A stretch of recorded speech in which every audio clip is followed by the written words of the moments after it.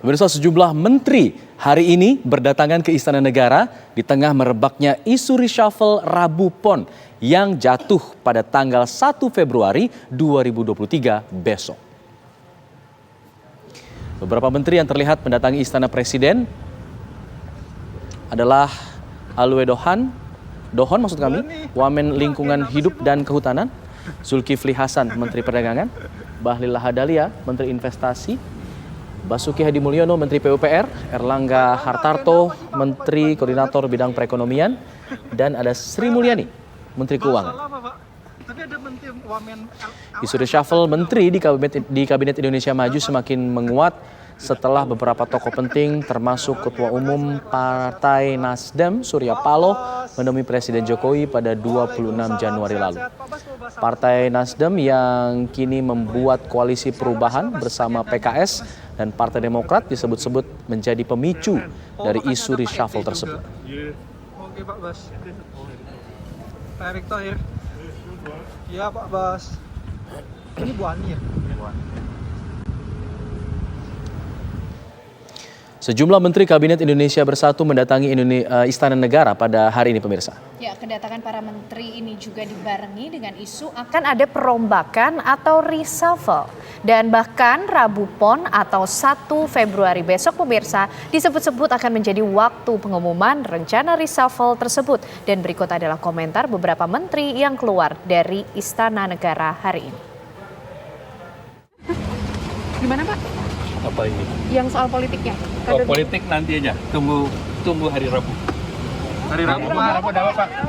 Rabu ada apa Pak? Setiap hari Rabu ditungguin. Ya, terima kasih. Hari Rabu tadi dibahas nggak Pak di dalam? Rabu pagi ada agenda nggak Pak di sini? Rabu pagi, besok pagi? Belum tahu. Belum tahu Pak. Nanti dimaksud yang Rabu nanti maksudnya apa Pak? Tungguin tiap hari Rabu maksudnya. Ya, terima kasih. Terima kasih Pak. Juga dong Pak. Ini di JPLN. Sama Bapak juga Pak. Kenapa nggak Bu Siti maksudnya Pak? Dia. Tapi Bu Siti datang kenapa nggak datang kenapa Pak? Kenapa mewakilkan Pak Lu? Komen kalau urusan itu. Kenapa Pak? No comment. Di Hulu Mentan nggak diundang berarti? Apa? Yang di Hulu Mentan? Loh saya nggak tahu. Saya nggak tahu. Tapi Ya? titipannya nggak bahas soal apa-apa terkait isu reshuffle gitu ya Pak? Oh nggak ada hubungannya dengan itu. Ya seperti tadi Pak Mendak sampaikan. Oke? Terima kasih ya. Pak, tapi soal isu reshuffle dulu sebelum Bapak pergi mana Pak sejauh ini? Kalau dari Saya ngurusi beras, ngurusi cabai, ngurusi telur, ayam, daging ayam. Kalau reshuffle itu punya haknya Bapak. Sebagai Mendak tapi sebagai ketum Pak. Iya, semua ngurus itu aja saya. Pak Menteri Pertanian nggak hadir Pak? Ya. Jadi penegasan kalau dari kalangan menteri menanggapi isu reshuffle sejauh ini gimana sih Pak Bahlil? Saya malah tidak tahu ada isu reshuffle. Masa? Ya, saya malah nggak tahu karena saya menterinya ngurus investasi tiap hari mikirin investasi sampai isu-isu itu saya nggak dengar ya. Terima kasih Pak. Politikus Partai Nasdem Hermawati Taslim menepis isu reshuffle yang menerpa Nasdem karena sesungguhnya hak prerogatif perombakan menteri ada di tangan Presiden Joko Widodo. Ya, Hermawati Taslim juga tidak mau menerka kaitan istilah Rabu Pon dengan reshuffle Nasdem. Kalau bicara reshuffle berarti bicara Nasdem. Itu kan terlalu sempit cara berpikirnya ini. Ya kan? Yang pertama itu hak prerogatif Presiden. Dan kita percaya tidak ada yang bisa melakukan pressure lah terhadap Presiden. Kok tiba-tiba sekarang banyak sekali orang yang merasa diri menjadi presiden gitu loh. Ada orang ya oknum partai lah mengevaluasi partai lain terus umumkan di TV. Ya ini apa? Ini etika dari mana ini? Cara berpolitik seperti apa ini kan? Itu aja yang kita pertanyakan. Nah, apa kita biasa aja, kita jalan terus aja. Apapun yang terjadi, kita ingin menyelesaikan tugas kita sebagai bagian dari politik kenegaraan, politik kebangsaan. Itu aja. Artinya kalau berkaitan dengan isu Rabu Pon, ini kan Pak diprediksi adalah besok ya Pak, Rabu 1 Februari. Ini Nasdem menanggapinya ya sudah lah ya. Saya terus terang ya, mungkin karena bukan kultur saya nggak ngerti Rabu Pon. Jumat Kliwon saya nggak ngerti, hanya dengar-dengar istilah. Jadi saya nggak mau komen, saya nggak ngerti betul-betul itu bukan kultur saya, jadi saya nggak paham. Sorry. Untuk mengetahui informasi terbaru seputar dengan isu rencana reshuffle menteri, kami ajak Anda untuk bergabung dengan rekan kami Yasin Idris langsung dari Istana Negara Jakarta. Selamat sore Yasin, sudahkah ada informasi dan benarkah memang akan ada reshuffle kabinet pada Rabu Pon? Ya, sampai dengan saat ini masih belum bisa dipastikan, Ken dan juga pemirsa. Namun apabila melihat dari reshuffle pada periode-periode sebelumnya, ini biasanya Presiden Jokowi memanggil orang yang akan menggantikan presiden sebelumnya ke Istana Negara pada sore hari. Ya, kisarannya sekitar pukul 5 sore seperti saat ini. Namun kami pantau ini belum ada juga calon-calon yang nantinya akan menjadi menteri baru datang ke Istana Negara ini. Namun ada juga informasi bahwa sore ini akan ada yang dipanggil, tapi informasinya ini masih belum bisa dipastikan. Sementara kalau kita melihat untuk agenda Presiden Joko Widodo ini sendiri, nanti pada pukul 7 malam ini ada agenda untuk menghadiri hari peringatan PSI. Kemudian pada esok harinya Presiden Joko Widodo agenda pagi ini akan menghadiri salah satu perusahaan bank perbankan juga. Kemudian siang harinya kembali ke Istana Negara untuk agenda internal. Barulah nantinya akan ada kunjungan kerja keluar kota seperti itu. Namun kalau kami pantau di sini memang semakin mencuat isu adanya reshuffle ini setelah adanya pertemuan antara Presiden Joko Widodo dengan Ketum Partai Nasdem Surya Paloh pada 26 Januari lalu, sehingga ini membuat banyak asumsi bahwa akan ada reshuffle. Nah, tadi kami juga sempat mewawancarai banyak menteri yang ada di sini menanyakan apakah betul informasi tersebut.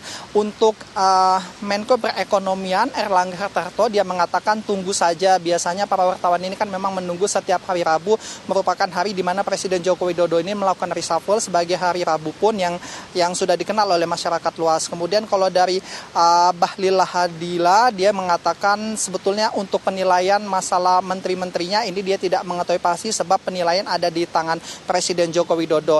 Namun kami tanyakan apakah sepanjang akhir bulan ini apakah ada Presiden Joko Widodo ini kecewa dengan kinerja menterinya. Bahlil mengatakan tidak mengetahui hal itu sebab juga agak sulit untuk menilai Presiden Joko Widodo melihat dari ekspresinya yang cukup sulit untuk dibedakan kapan beliau ini marah, kapan beliau ini tidak marah seperti itu. Sementara dari Zulhas sendiri tidak ingin memberikan tanggapan masalah reshuffle, dan juga tadi kami menanyakan kepada Wamen LHK ini tadi menghadiri ke sini dikarenakan Menteri LHK Siti Nurbaya berhalangan hadir, sehingga dia juga no comment seperti itu untuk memberikan penjelasan mengenai isu reshuffle yang akan dilakukan esok hari.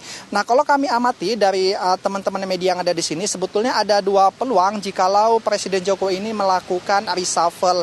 Jika nantinya ketiga menteri dari Nasdem ini semuanya digantikan dengan orang-orang baru, maka akan ada peluang untuk digantikan oleh profesional ataupun oleh dari partai. Jika digantikan oleh profesional, kemungkinan besar ini adalah wujud upaya Presiden Joko Widodo untuk meningkatkan kinerjanya di akhir masa jabatannya sekitar 1,5 tahun lagi. Namun jika nanti ketiga dari kader Nasdem yang saat ini menjabat sebagai menteri digantikan oleh orang-orang partai juga, maka ini salah satu upaya Presiden Joko Widodo juga untuk memberi ucapan terima kasih kepada partai-partai yang solid, loyalitas untuk mendukung dia selama dua periode ini, dan juga dapat menambah kekuatan di tahun 2024 nanti untuk mendukung presiden selanjutnya. Sementara itu kan yang dapat kami sampaikan, kembali ke Anda di studio. Baik, Yasin Idris mengabarkan langsung dari Istana Negara terkait isu reshuffle yang rencananya akan dilakukan besok. Benar atau tidak? Nah, isu perombakan kabinet ini bertiup semakin kencang pemirsa setelah hari ini memang ada sejumlah menteri yang dipanggil Presiden ke istana. Ya, pemanggilan ini menyusul langkah politik Koalisi Perubahan yang mendaulat secara bulat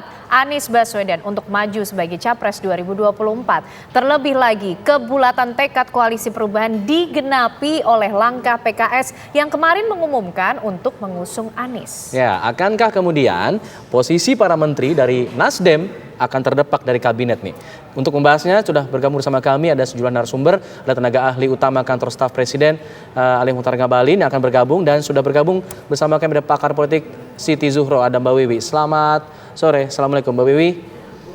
Mbak Wiwi. Waalaikumsalam, selamat sore. Iya. Selamat petang. Sore Mbak Wiwi, ini isunya sepertinya makin kencang nih setelah ada menteri-menteri dipanggil. Kemarin kemudian PKS sudah mengumumkan. Menurut Mbak Wiwi, analisanya mungkinkah akan terjadi reshuffle ini?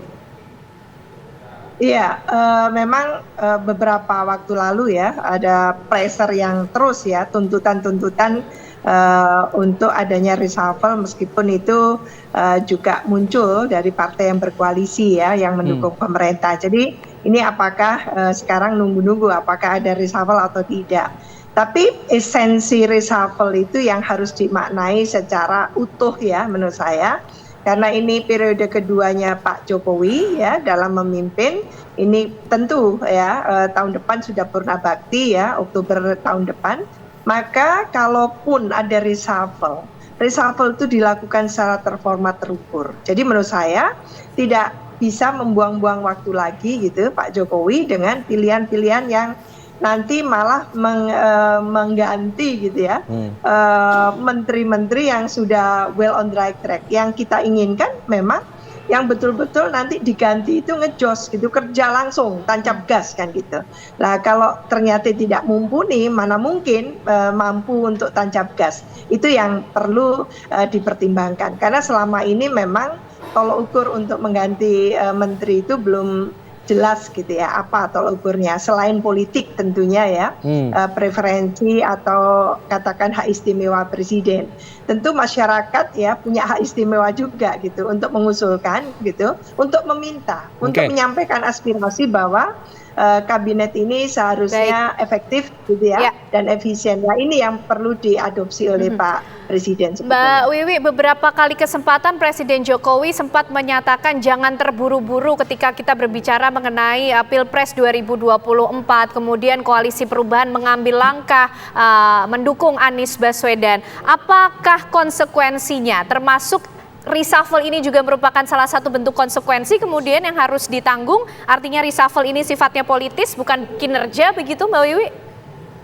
Iya, ini yang akan dipertanyakan menurut maksud saya, bahwa kalaupun presiden ya atas nama hak istimewanya atau hak prerogatifnya tadi itu melakukan reshuffle, lakukan reshuffle yang secara utuh menyeluruh.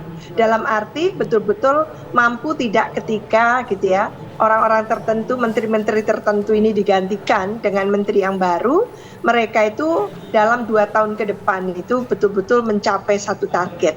Kalau tidak untuk apa? Hanya katakan untuk konsumsi politik saja gitu ya. Yang kita harapkan kan bukan hanya kamuflase politik, soalnya tagline-nya Pak Jokowi ini kan kerja.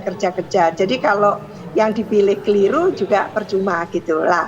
Kita harapkan gitu ya betul-betul nanti kalaupun ada reshuffle itu adalah reshuffle yang betul-betul gitu ya merekrut menteri yang mumpuni. Yang lalu kan salah satu contoh gitu ya Kemenpan RB gitu ya. Kebetulan bukan karena reshuffle, karena memang Pak Menterinya meninggal dunia gitu ya. Lalu setelah 40-an hari digantikan dengan menteri yang memang ternyata dianggap mumpuni dan sebagainya.